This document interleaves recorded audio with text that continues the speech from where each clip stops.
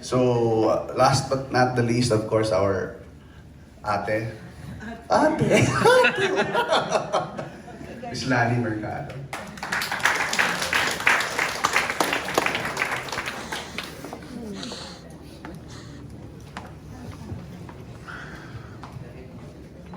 Salamat, Paolo.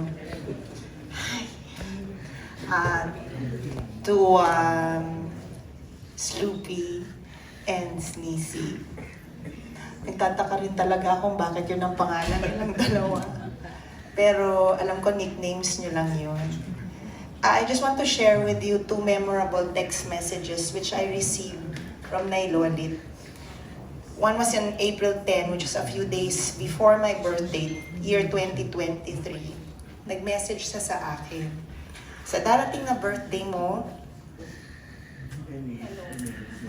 sana ma-feel mo pa kung gaano kapalad ka na naging kapalaran mo bilang Mrs. Bong Revilla. Ang legal at nag-iisang tunay na misis ng poste ng pamilya nyo. I love you and will always be at your side no matter what. Be happy and stay safe. Always, birthday girl. This happened in my 55th birthday.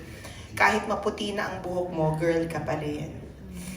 And another message, ito talaga yung dalawang messages lang na nandito sa phone ko. Dahil tinanong kanina ni Kuya Boy kung ano yung mga memorable messages. Sabi ko, tingnan ko nga yung text messages sa akin ni Nanay. I greeted her last May 12, 2024 ng Happy Mother's Day. At sinabi ko, love you Nanay, Happy Mother's Day. Kayo na ang tumatayong ikalawang nanay ko. We'll see you next Sunday. At sinagot niya ako, love you, my dear Lani, no matter what.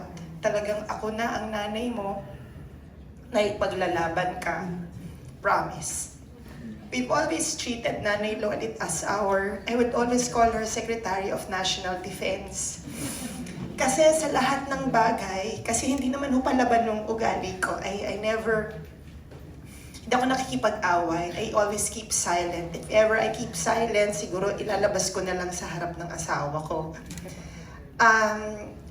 She was our defender. In the highs and lows of our life, she was always there. Defending us, keeping us strong. Kahit sa pinakamababang panahon ng buhay namin. She's not just a manager to us. She's our second mother. Si Gorgie asked me to write something for Nanay. Siguro basahin ko na lang kasi baka hindi huminto ang pagtulo ng luha ko. Ito. Sabi nila, grief is the price we pay for love. At tama po ito dahil sa ating pagmamahal sa isang tao, tayo ay lubos na nasasaktan at nagdadalamhati, maliban pa sa gulat ng ating nabalitaan sa kanyang pagdisan. At sigurado ko na ang bawat isa sa atin dito ay may kanyang sariling kwentong Nanay Lolit. Isang kwento na alam kong espesyal at tiyak na kapupulutan ng aral. Para sa amin ni Bong, hindi lang siya isang manager. Hindi lang manager ang turing namin kay Nay Lolit. At alam kong ganun din ang lahat ng kanyang mga alaga. We owe the brightness, the continuing luster of our individual stars to her, and we reflect that back to her. It is more than a mutual relationship after what is family for. Maliban sa kanyang palaban, maingay at mataray na persona sa telebisyon na nakikita ng madla, tayong kanyang mga alaga ay may napaka-personal na oras kasama siya. Pwedeng tayo ay nabigyan ng offer o bagong project, napagalitan, napagsabihan, o tayo ay lumapit sa kanya para hingan siya ng tulong, advice, o utangan, o isang balikat na pwedeng sandalan. Kaya hayaan niyong ibahagi ko sa inyo ang aking maikling tula na nilikha ko kanina lang para sa kanya. Siyempre, ang pamagat nito ay Lolit. Sa tanang sa tanang dapit ng inyong mahabang karera bilang aming manager at tinitingalang pangalan sa Showbiz Press, wala kang laban na inuurungan.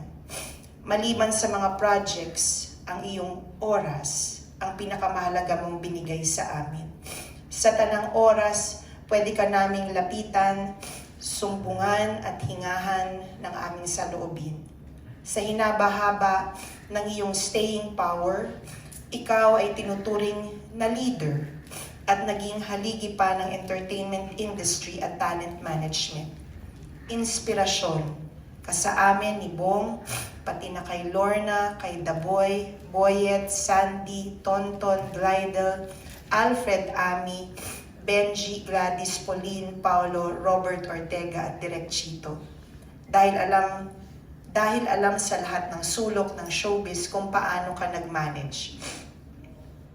Naramdaman din ni Yasmin, Curdy, Jenny Miller, Michelle, and Isabel Ortega at ni dakilang Lisa Lorena ang tunay mong alaga.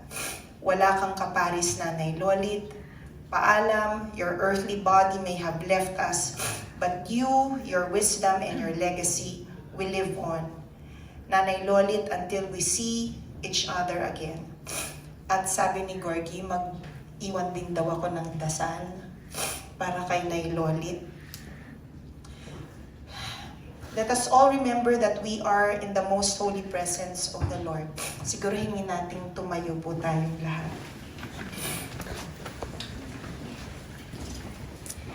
In Deuteronomy, we